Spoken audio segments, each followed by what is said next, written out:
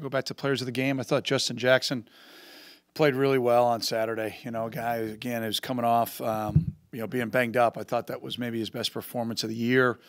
Look forward to continuing to work hard to get him going. We had no big playmaker. I thought Sam Miller and our defensive staff thought Sam Miller really played well defensively, really active, and then Nate Hall was our big playmaker, was all over the field. Practice-wise, Jelani Roberts on offense, Ernest Brown on defense, and Chris Bergen special teams-wise. Looking forward to kind of going back to, it's a little bit of a homecoming for me, being a former Terrapin. Started my coaching career there with Ron Vanderlinden. First ever meeting between ourselves and the University of Maryland. Really impressed with Coach Durkin's team. I know they had a tough one Saturday like we did, but when you watch what he's been able to do and accomplish in a short amount of time, he's an outstanding football coach, a great friend, and really impressed with what they're doing, especially with some of the injuries that they've had at the quarterback position to continue to, I think, progress. Has been impressive. The way they went up on the road and beat Minnesota was incredibly impressive. And then defensively, very similar structure to what they did when he was at Michigan. And obviously we didn't have great success against that the one time we went against each other. So got our hands full, and then going on the road, it's going to be a challenge. So looking forward to the week. How about questions? We should just put the mic right in. You guys just can pass it. So I'll start with talking about Maryland as a program in the first meeting. Have you followed them closely at all over the past few years? What is your general impression of Maryland? Yeah, I mean, again, I started my coaching career there, so of course, I follow the Idaho Vandals. I follow Colorado still. I mean, when you have a privilege as a coach to be at those places, it's I think always going to be a part of you. I was really fired up for DJ when he got the job. I've known him for a number of years, and then to see the success he had at Michigan, and now to have this opportunity as a head coach for he and his family, know quite a few of his staff members, and to see the type of program that they've built in a short amount of time has been really impressive. And obviously they've done a great job with the DMV recruiting. They've done a really good job kind of keeping the guys home, and it's not a surprise. He's an outstanding football coach. So a week ago when I asked you about preparing for Penn State, the differences between that and Maryland, you said wait a week. So it's been a week. Was there anything you expected to be able to do against Penn State that you weren't able to do? Win. And then everything falls after then. Yeah, I mean, yeah. But again, I'm not going to specifically talk a whole lot about game plan. You guys have been covering me now for too long to know that. But, I think from a standpoint of our ability to finish drives, I thought we had the ball, 4 or 5 times across the 50 with opportunities to go score. And not to get that accomplished, I think was really, the telltale sign of the game. And then our inability to get anything going rhythmically in the third quarter, when our defense still kept us in the game, were some things that I thought we'd be able to get accomplished that we didn't. It's not working? All right. The defensive line seemed to have a pretty good game, shut down Saquon for most of his carries, got some pressure. Yeah. What did you think of their performance overall? Yeah, I thought our defensive line dominated the game. I thought they were outstanding. I thought every guy that went out there played his rear end off. They were incredibly active. I mean, Saquon got credit for the run, but we should get credit for the carry. We misfit the play. We missed a tackle. Our corner ran up the field, and our safety ran in the umpire. He gets to 53 yards. So if we had any one of those 4 guys do a little something different, it probably goes for 4 or 5 like it did the other 3 times I ran the tackle trap play. So credit him, though. He's a heck of a player, but I thought our defensive line was able to control the line of scrimmage pretty well. Earlier in the season, it seemed like there were some concerns about getting some pass rush. Joe Gaziano now has 3 sacks in his last 4 games, 5 sacks overall against Penn State. How have you seen the pass rush sort of grow in these first 5 games? Again, I think it has to do with sometimes with schematics and what you see. When you face a heavy RPO team, run pass option team, it's pretty hard to get a pass rush because it's really like 3-step all day. And when we played BG, when we played Nevada, and we played Duke, all three of those teams were heavy RPO teams. Saturday, Maryland's got a lot of RPO in what they do also. Where, Wisconsin, none, very little. And there was a little bit on Saturday, but I thought our guys transitioned much better. And again, we're playing a lot of young guys up in that room, and I think they're improving. They're getting better. And to see a veteran like Joe, start to step up is what we've expected from that group. You had said earlier that there may be a lot of situations where you're just like 1 second away from getting a sack, where there was more pass rush than was being reflected in the stats. Against another RPO team like Maryland, how do you sort of make up that second so that the players can still get there and generate that sort of impact? You got to. I think it's maybe in reverse. I think you got to have tighter coverage, right? You got to be out a smaller window, so the quarterback's got to hold it a little bit longer. And then you flip it over, and offensively you try to have that be part of the solution, because they're actually reading more times than not the guys at the second level. And if you bring safeties into the fit, they're reading the safeties. So the quarterback is going to show the ball like it's going to be a run play, and you're getting full run action from the O-line. And so it's hard to go play and defeat the run and then get vertical. So it's a challenge. There's no doubt. That's why it's so in vogue. I mean, I got 5 minutes to see a play last night from the Chiefs, and I'm like, oh, there's RPO. Andy Reid's a genius. Yeah. Lastly, a sort of more specific question. How have you seen Tyler Lancaster sort of evolve over his time at Northwestern? What are his leadership qualities on that defensive line? Yeah, I mean, he's been outstanding, everything, weight room, film room, practice, the way he goes about getting himself prepared to play in game. We just wrapped up our leadership council meeting. Outstanding. I mean, that's why he's wearing jersey number 1. I mean, he is the Wildcat. It's what you want that position number to embody, and then he backs it up, I think, with really consistent play. And he's I'm going to miss him when he's gone. I'm going to enjoy these next handful of weeks with him in the regular season, without a doubt, because he's one heck of a football player.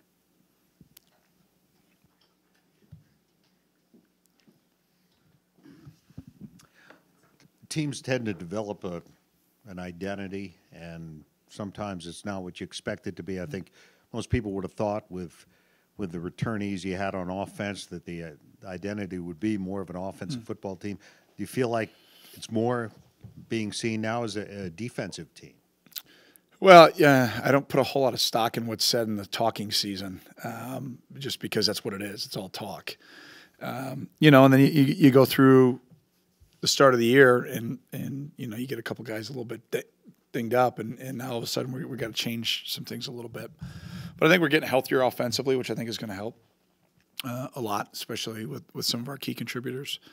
And then the same thing defensively. I think we ran into a little buzzsaw at Duke. We were down a lot of guys, and we had to have some guys in some different positions, not as excuses. And I thought the guys battled through that, and I think we're starting to see the return on that. But I would just say right now, I'm not ready to. I don't ever look at any of those types of things. It's more I just want to find a way to win, and that's what we're working our butts off right now to create a plan to be able to do that.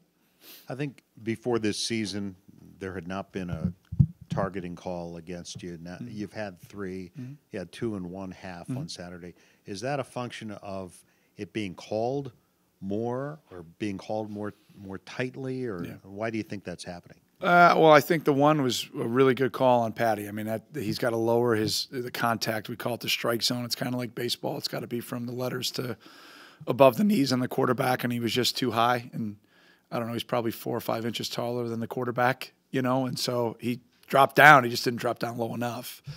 And so that's a great call. The other ones are tough. I mean, they're really tough. And like I said, I'm a proponent of the call because we're trying to take it out of the game. And but those are 2 really, challenging calls. They could probably go either way. I think if either one of those are not called, if they get reviewed, they're probably confirmed. And if they're both called like they were, they probably are both confirmed. So it's just part of it. I think they're more anomalies than anything. But we put together tapes in camp. I even pull plays from week to week to be able to show guys in team meetings. So it's definitely something that we work really hard to make sure we take out of our game. And, I think we've got 1 legitimate and 2 that are just challenges that we got to just be a little bit smarter and better on.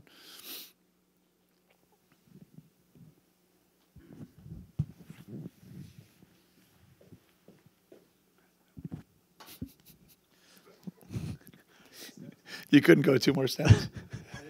Oh, well, you got a perfect face for a camera. So after a couple losses at 2 and 3, is there a heightened sense of urgency now that now's a time when it's time to start turning things around?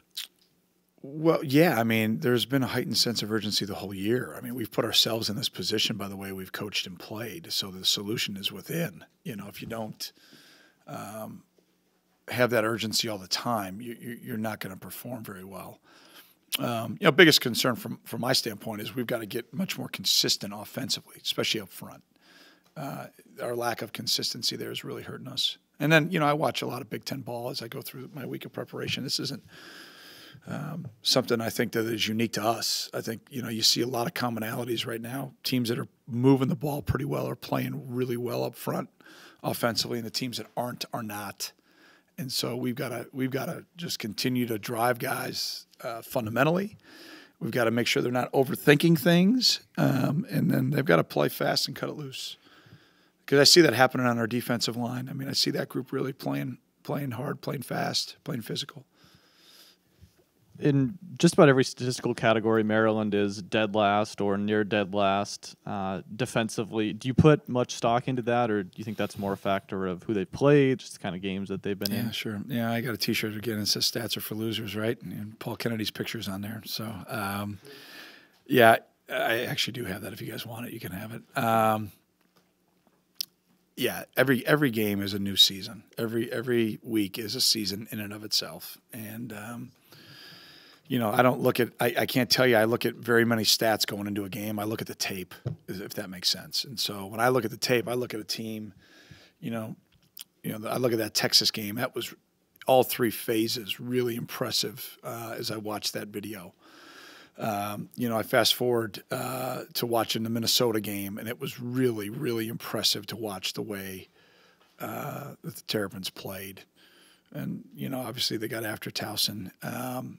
And they've played, like I think similar to us, two pretty darn good teams that they ended up on the short end, with UCF and Ohio State. And, I think we ended up on the short end against three really good teams.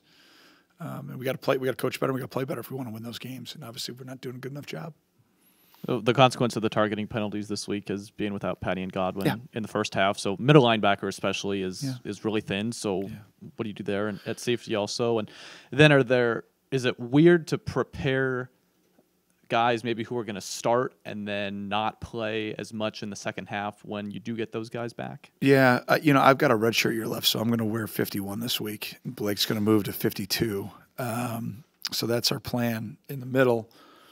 And then I'll be gassed by about the second series, so we'll figure it out after that. No, I mean, you prepare guys every week. So, whoever it is that earns the starting roles at linebacker and at safety throughout the course of the week based on their performance, we'll go out there and start. And then we'll have two pretty good players that'll be lathered up and ready to go for the second half. It's part of the game. Is Brett a guy that you think can maybe slide inside a little bit if need be? Saw that some late against Penn State? Sure, Brett and Blake and Nate and Foxy and Mueller and Hudetz, me. We got a lot of guys. We'll be all right. Warren, sure.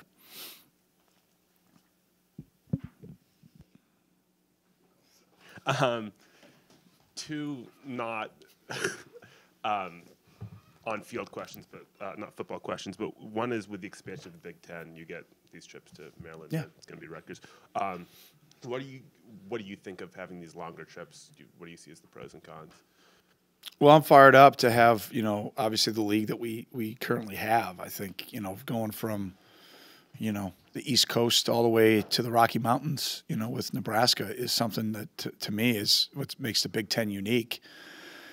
I was, again, going back to my experiences in College Park, I was fired up when Maryland got added to the Big Ten just from my own personal experiences and my history there. And I know we've got a lot of alums that are in the D.C., Baltimore area, Northern Virginia, and same thing obviously in the greater, New York area around Rutgers. So, for me, I know I've gotten I've gone out and spoken in D.C. to our alumni association there, and I know how excited our fans are that we're getting a chance to go play near them.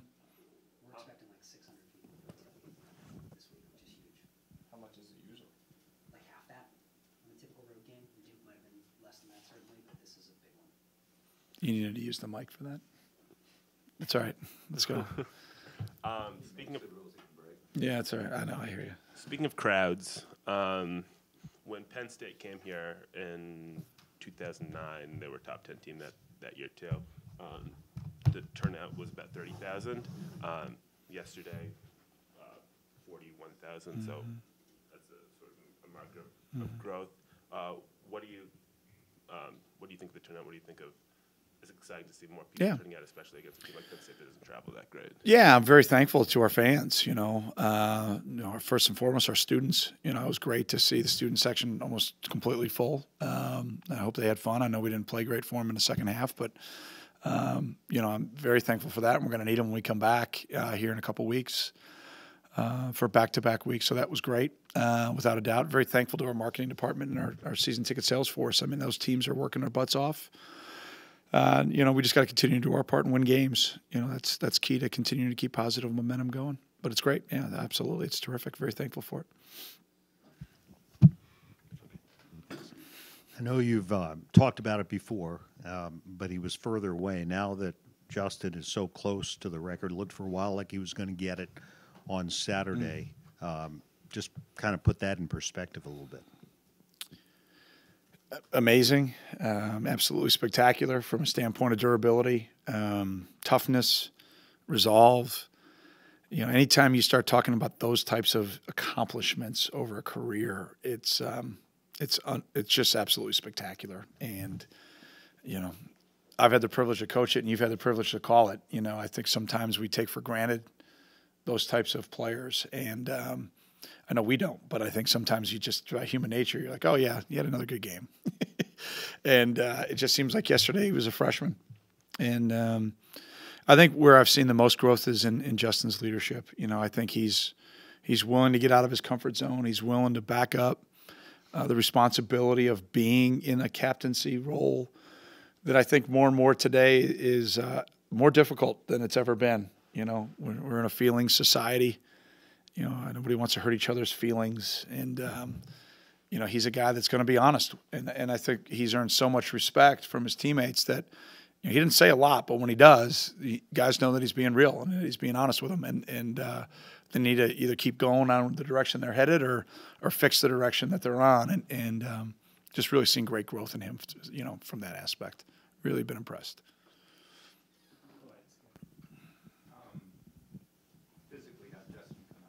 Great. Yeah. Best he's been all year post game. After the game, you always talk about, I haven't seen the tape, but did you see anything new on the tape? Yeah, I thought, again, like I said earlier, I thought our defensive line was really active. I thought that may have been the best game that they've played all year. Again, it wasn't just one guy. I think collectively as a group, I thought they played really, really hard. I thought there were multiple opportunities that we left out there that definitely would have changed the momentum of the game. Both, but especially offensively. Yeah, especially offensively. I mean, you got first and goal at the 9, and we go 4 negative plays in a row. I mean, I don't have a big solution for that. All 4 should have been successful. Those were all 4 plays that other times in the game we execute. Other times in the year we've executed. That was kind of indicative of the day. And it wasn't just one guy. So those are the things we got to get fixed. You do it through fundamentals. You do it through focus, discipline, and competition. Some guys, if they're not performing well, we got to get different guys in. And then we got to obviously, as a staff, have a plan to be able to have guys put them in position to be successful. But you kept using the term Saturday, the one-man break. Mm-hmm. That confirmed by the film. Mm-hmm. Offensive line, 5 have to work as one. Mm-hmm. Appreciating you're looking for the best 5. Mm-hmm. Does the rotation take away or inhibit that ability for the 5 of them to work as one? Yeah, probably. But I don't have another solution because I'm trying to get 5 guys to play consistently. So when 5 guys emerge, then 5 guys will play. And then lastly, Deep thoughts with Pat Fitzgerald right there. Deep thoughts. It's like Jack Handy from Saturday Night Live. Remember that show? Yeah, right? Yeah. one more, you just said that you got to get the offensive line to play fast and loose. Uh-huh. Are they not doing that? No. I mean, no. That was on the tape too. Yeah. So they playing Titans. No, I think they're overthinking things. I mean, way overthinking things. I mean, that option play should have been a touchdown. It should have been a touchdown. Oh, we got everybody collected, and the end man on the line of scrimmage goes up to the pitch. You know, and an inside guy that we should have blocked redirects and makes the play. Good for him.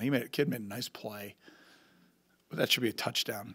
You know, and when it doesn't work, it's like, why would you call that? Why? Well, if we would have blocked the guy that really wasn't the hardest block on the play. Wow, that was a great call. I didn't think wow. And that's kind of where we're at right now. It's part of the deal. So I look forward to being wow, what a great call that was. It's outstanding. Way to go. But we're not there yet. So we just got to keep grinding. Got to keep grinding. This is sort of an off-the-board question, but no way. You guys are always right down the middle of the fairway, man. Come on. We're talking about attendance? What? I mean, come on. Let's go. You mentioned you still follow Colorado. Did that play any factor in scheduling that home-and-home with them that was announced? Yeah, I was kind of fired up about that. Yeah, I spoke, how many years ago, Jacob? 5, 6 years ago out in Denver. That was the first thing I got asked from our alumni association is, when are you going to come out and play in Colorado? I said, well, I don't know. We'll see if our schedule fits in the Buffs. Did it play a major factor? No, not at all. I think we both had a game of both needed a game. And are you guys familiar with the Big Ten rules? Like, we got all these rules with scheduling. Right. Right. But I mean, we got to have a Power 5 every year, right? All these different things. And for us, meaning a Power 5 opponent out in the non-conference. And, you know, where it fit for us, we needed a Power 5 game. They had one available then, and then when are we going back? Like 2050 or I don't know when we're going. It's a long time. I think my youngest will be graduated from Northwestern by then, maybe. But it just fit. Like, so for our schedule is all jacked up. When we change the rules, we've got to fit our future schedule into the framework of the rules of the Big Ten, and that's.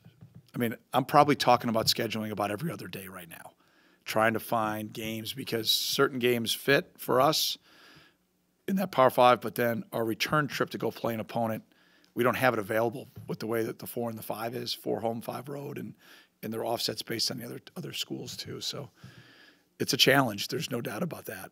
Fun challenge, but it's so we're going to have a Power 5 every, what do we got? A little hiatus with Duke, and then so we have a couple other ones, and we pick Duke back up, right? Things of that nature with our Power 5 games. Yeah, we had to push the Stanford series, but right, like we didn't play Notre Dame back-to-back because of that. You guys follow what I'm saying on that? Yeah, I mean it's a nightmare on Elm Street. I mean there's a lot of working parts on that. So trying to get games scheduled is a challenge. So yeah, I'm fired up about that. You guys ever seen Ralphie run live? It's you watch it on YouTube? It's one of the coolest traditions in college football. When Ralphie runs, it's pretty neat. Just want to make sure you're not the visiting team when Ralphie comes around. You don't want to. And I've watched many teams run into Ralphie coming. Yeah. Anything else for Coach? All right, we've got students in here. All right. Appreciate world peace. You guys be well. All right, go Cats.